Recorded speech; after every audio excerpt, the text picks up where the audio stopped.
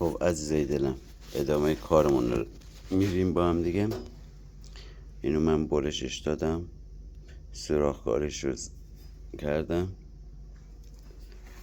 صابم زدم.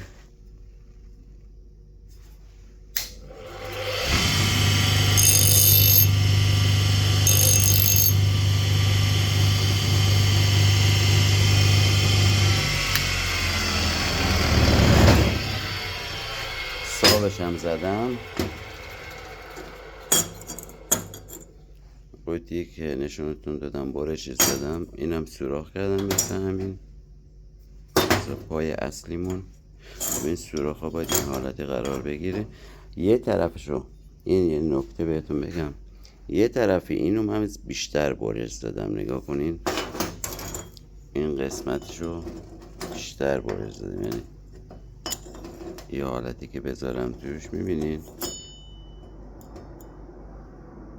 نیم سان کلن اضافه تر. برعکسش میکنیم اونور، نه اونور فیکسش. چرا این کارو کردم؟ به خاطر اینکه وقتی ما قوطی‌ها رو میذاریم، قوطی‌ها داخلش سوار میشن، یک گیره لبن باید این حالتی اینجا جوش بدیم که بخوره تو اون لبه چیزه، لبه رادیات. بتونیم چطور این حالتی هم برامون کار بده، یعنی بتونیم نزدیک و دورش کنیم، حتی بتونیم چنگک ها دورتر بندازیم. ادامهش رو براتون انجام میدم، ببینید داستان چی میشه.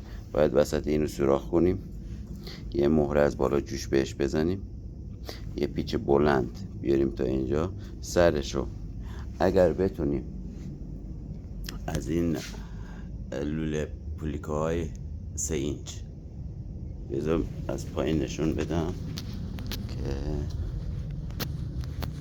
من جا بیفته که میخوام چی کار کنم. پولیکه های 3 اینچ، خب خدای شکرت، پولیکه های 3 اینچ یه برشی این حالتی باید خورده بشه، نصفش برش خورده میشه، میاد برای رو رادیاتمون رو بگیره. این به خاطر رو رادیاتمون رو بگیره. بذار من داستان میشه یه سوراخ خورده میشه وسط این لوله و نصف جایی که برش دادم، جایی که خط کشیدم میشه میاد تا نصف تا این خط. این یه تیکه برای که سوار بشه بر روی کار پلاستیکی باشه، نزنه اینو بشکنه خرابش کنه. پلاستیکی اینجا قرار میگیره، اینو فشار میده و چنگک هم که میفته این حالتی زیرش، حالت یک گیره عمل میکنه.